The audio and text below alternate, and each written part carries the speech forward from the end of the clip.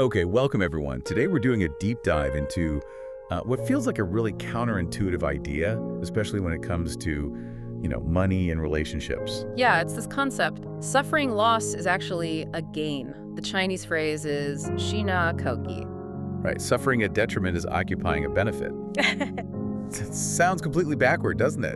In a world that's all about winning, getting ahead, maximizing everything. Exactly. Why would you choose to take a hit, financially or otherwise? Well, we're looking at this through some early community conflicts described in the New Testament. Specifically, we're digging into 1 Corinthians chapter 6, verses 1 through 8. Paul is, well, he's pretty upset with the church in Corinth. He is. They were suing each other constantly, and the real sticking point comes in verse 7. Paul basically asks them, why not rather suffer wrong? Why not rather be defrauded? Wow.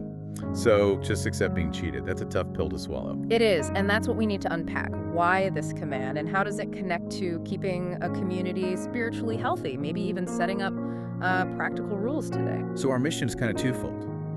Understand the why back then, and then see how it plays out now, especially regarding financial boundaries in groups. Precisely. Because these internal fights, especially legal and money ones, can just destroy a community's witness. Okay, so let's start back in Corinth, part 1, the tragedy of lost witness. You mentioned their witness was damaged. Oh, massively. Our sources say the Corinthian church quickly lost its credibility. It wasn't just rumors of, internal immorality. Which was also a problem there, wasn't it? A big one. But on top of that, unbelievers knew these Christians were constantly dragging each other into court over disputes. So the specific sin wasn't just having a disagreement, but taking it public before, as Paul puts it, unrighteous and unbelieving people. Exactly. It was seen as, well, a sin of the flesh and a sin of the spirit. The flesh part might be the obvious stuff, the greed or anger. But the spirit part? That was maybe even worse. It showed the outside world that their faith, their gospel, didn't actually have the power to sort things out between them when money was involved. It just looked weak and hypocritical. And you mentioned a comparison point that really drives this home. Yeah, even the Jewish communities at the time generally handled their own civil cases internally, within the synagogue system, more discreetly. So the Christians looked particularly bad, parading their fights in public. Right. It made them look like they had no internal coherence, no wisdom, despite all their claims about spiritual gifts and knowledge. It really damaged the message they were trying to share. Okay, so Paul apparently breaks this down into 3 specific tragedies stemming from these lawsuits. Yes, 3 ways this was disastrous. Tragedy number 1 seems pretty clear. The bad witness. We've sort of covered that. Public fights just make the whole group look bad. Foundational, yeah. Outsiders see people claiming divine transformation, but acting just like everyone else when their wallet's on the line, pursuing every last cent through worldly courts. Hypocrisy, basically. Then tragedy 2 hits harder, maybe. Spiritual incompetence. Ooh, yeah. This one cuts deep because the Corinthians were apparently quite proud. They boasted about their wisdom, their spiritual gifts. Like they had it all figured out. Exactly. Yet Paul points out they couldn't even manage to settle simple disagreements among themselves.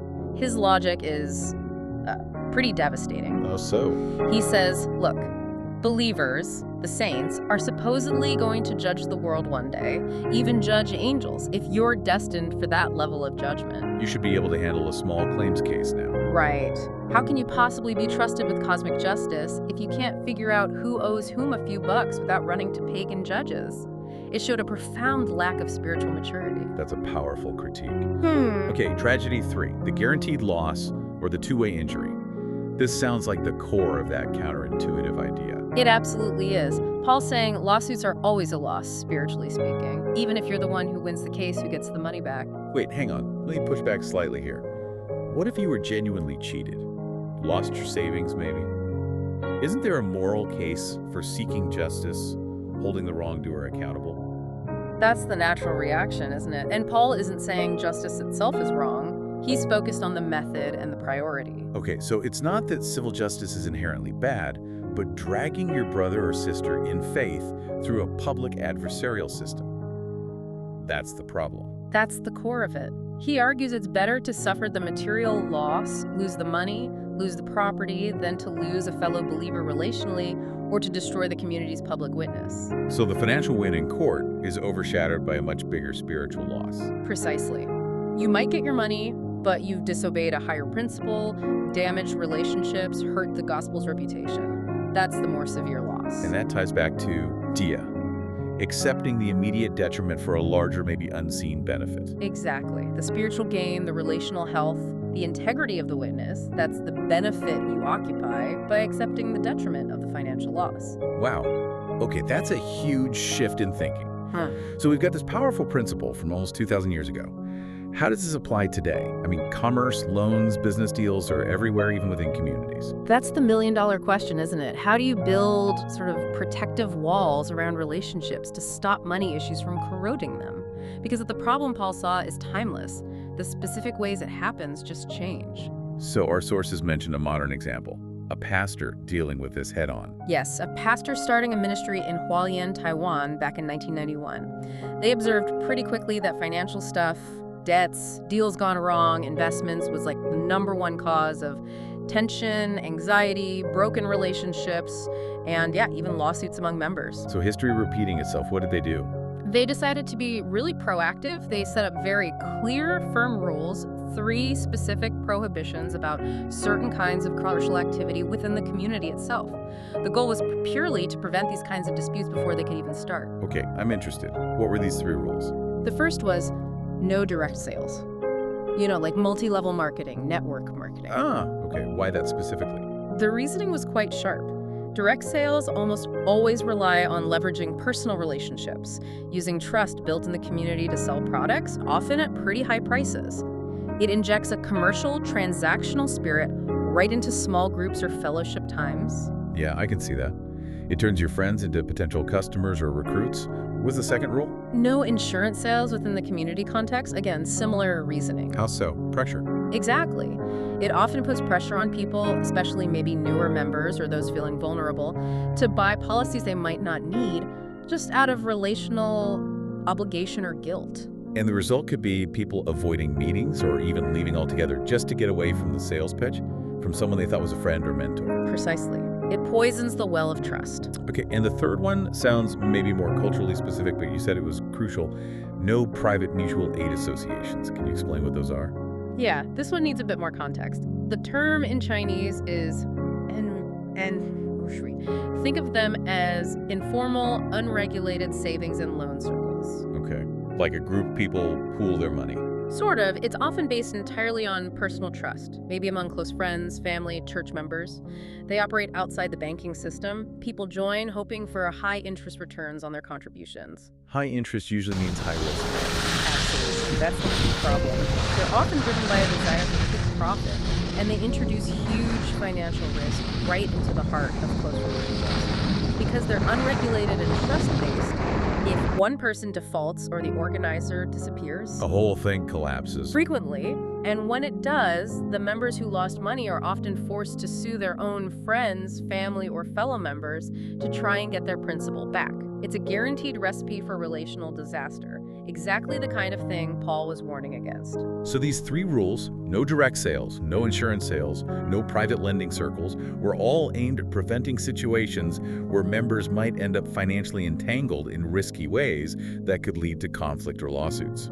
That's the heart of it. The goal wasn't to say money is evil, but to protect the relationships and the spiritual purpose of the community from being damaged by financial loss, greed, or the awful prospect of having to chase down a friend for money. Keep interactions based on, as the source puts it, simple hearts. It sounds like they learned directly from the Corinthian disaster. I think so, because the alternative when you don't have these boundaries is pretty destructive. How so? What happens? Well, the source material talks about what happens in communities where these lines get blurred. Members start seeing the group not as a fellowship, but as a pond full of fish. Meaning potential customers, a captive market. Exactly. A pool of people whose trust you can leverage for your own financial gain.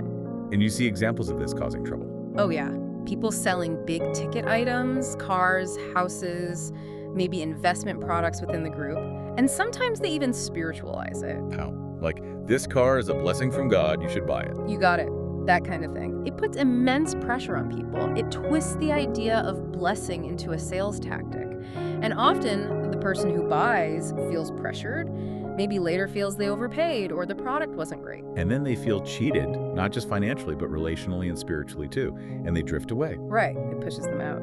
But the biggest danger, the source warns, is when the faith itself, when belief in God or participation in the community becomes just a tool. A means to an end. A means to making money or getting material benefits. That's a fundamental corruption of the mission. It destroys the integrity from the inside out. So the real gain in suffering loss is a gain, isn't just avoiding lawsuits. No, it's about preserving spiritual purity. It's about prioritizing genuine faith, simple interactions, selfless relationships over chasing money or status. Because ultimately, wealth, fame, all that stuff, it's temporary. It passes away. But the relationships and the integrity of the witness, those have lasting value. That's the argument.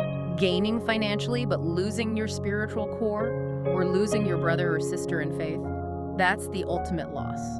So pulling this all together for today, this deep dive really highlights that maintaining a healthy community, whether it's ancient Corinth or a group now, requires real intentionality, using simple hearts, like you said. And being proactive about removing potential sources of conflict, especially these really corrosive economic or profit-driven motives that can creep into sacred spaces. It seems the central lesson holds true. If you consciously choose sometimes to accept a loss, maybe a financial hit, maybe just the hassle of not pursuing your rights through an adversarial system, you're actually acting on a higher principle. Yes. And doing that drastically cuts down the chances of those embarrassing public fights, the lawsuits, the kind of behavior that makes people outside cynical. And instead, the community can actually function as light and salt, like the scripture says. People see the good works, the peaceful reconciliation, the integrity. And it brings glory to the higher purpose, rather than dragging it through the mud of petty squabbles.